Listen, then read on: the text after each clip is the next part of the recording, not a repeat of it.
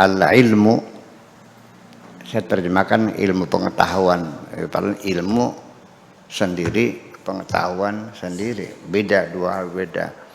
Ilmu pengetahuan, science and technology. Ada lagi science and knowledge. Ya. Kalau ilmu itu science, kalau pengetahuan knowledge. Ya.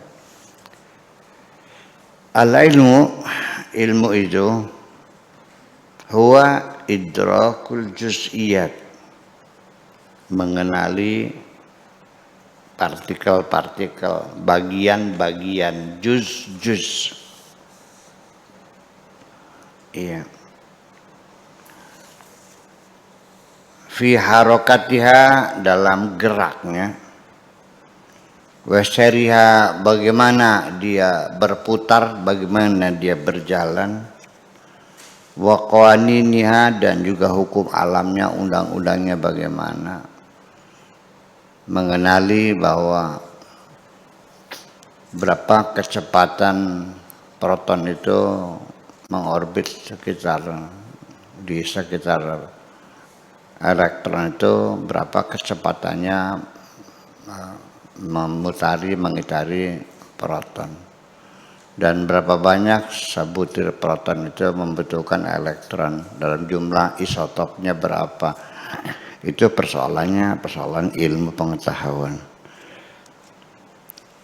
Bahwa ilmun bil maqadir, ukurannya berapa yang diperlukan, berapa kepadatannya. Nanti kan ada isomer, ada isobar, ada isotop, segala macam.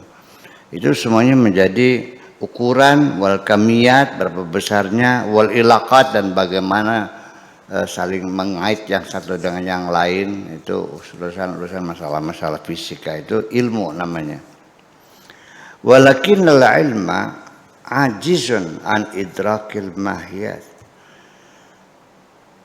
Tetapi ilmu tetap tidak mampu untuk memahami mahiyat, esensi sesuatu, wal haqaiq an-nihayah, dan hakikat yang final. Enggak final, tetap aja akan ada sudut pandang yang terlewatkan, ada kalkulasi perhitungan yang tidak terjangkau. Ilmu pengetahuan dalam keterbatasannya. Wa huwa hadzal maqam adatun naqisatun mudallilah. Jadi ilmu itu tidak lebih hanya sebagai alat saja yang tidak sempurna dan bisa salah. Sampai sekarang ilmu apa saja selalu setelah sekian puluh tahun direvisi. Apalagi ilmu sosial yang tiap hari dinamikanya terus berkembang cepat. Ilmu pasti saja yang disebut pasti, ilmu fisika, setiap saat, kapan saja. Setelah 10 tahun, 20 tahun, setelah 50 tahun ternyata direvisi lagi kok. Ya hanya bedanya kalau pengetahuan umum, ilmu sosial ya direvisi mungkin tiap sehari. Pagi kita keputuskan, sore dirubah lagi. Kita bikin undang-undang, pagi sore dibatalin lagi. Itu biasa. Tapi kalau fisika kan agak lama kan, biasanya 10 tahun, 20 tahun baru ada revisi lagi sempurna. Itu menunjukkan bahwa sains tetap hanya sebagai alat saja, ilmu itu. Alat yang tidak sempurna dan juga bisa salah. Makanya jangan ngotot. Kita tidak akan pernah mencapai kebenaran yang sifatnya mutlak. Itu. Yaqulu al-Imam Nafri, Imam Nafri mengatakan al-ilmu hijabun al-ma'lum. Ilmu itu sendiri adalah merupakan hijab sebagai tabir terhadap objek yang dikaji.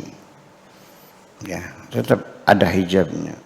Wal alimu muhtajibun bil yaqzati. Orang yang alim, al-alim itu juga terhijab dalam kesadarannya. Kama annal jahila, seperti juga halnya orang yang bodoh, muhtajibun juga terhijab bil ghaflati dalam kelalaiannya, dalam ketidaksadarannya. Li'annal ilma yushattitu aqlal alim baina ajzain wa wujhati nawarin. Karena ilmu sendiri itu akan mencabik-cabik logika orang yang berilmu itu antara memilih bagian-bagian penting skala prioritasnya dan juga untuk mencari memperbandingkan sudut pandang yang bermacam-macam itu tercabik-cabik. Dari sudut pandang yang berbeda akan kesimpulannya berbeda. Bagaimanapun juga dari sudut pandang mana Anda melihatnya, dan tidak ada seorang manusia yang bisa melihat dari segala sudut pandang, nggak bisa. Bisa itu kalau ada izin khusus dari Allah. Wala yuhituna bisyai'in min ilmihi illa bima sya'allah. Tidak bisa kita meliput sesuatu dari segala sudut pandang. Kita melihat Pak Kiai Rahmat dari sudut pandang sosiologis. Kita tentukan dia seorang tokoh masyarakat di tingkat desanya terpandang. Satu, karena dia menantunya tokoh masyarakat. Ya kan gitu. Kemudian juga latar belakang pendidikan keagamaannya ya lumayan mapan. Itu sudut pandang ketokohan dari sisi keagamaan. Dari sisi ekonomi, ya dia dalam keadaan hidupnya sedang payah lah, usahanya bangkrut lagi, mebelarnya, iya kan? Dari sisi psikologisnya, loh nggak mungkin orang bisa memahami itu dari sudut pandang yang perspektif yang lengkap, nggak mungkin. Itulah namanya ilmu itu selalu dalam kekurangan. Makanya yang penting jangan sombong lah Anda mengklaim berilmu. Ilmu ini nggak pasti kok. Iya. Di psikologi belum tentu. Ya sekalipun psikiater jagoan belum tentu hasil analoginya, hasil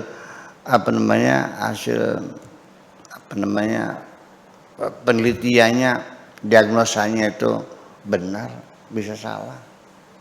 Iya, kesimpulan yang salah, obatnya salah. Bukannya sembuh, malah makin parah penyakitnya. Sering terjadi enggak? Sering. Diobati malah mati. Ya itulah.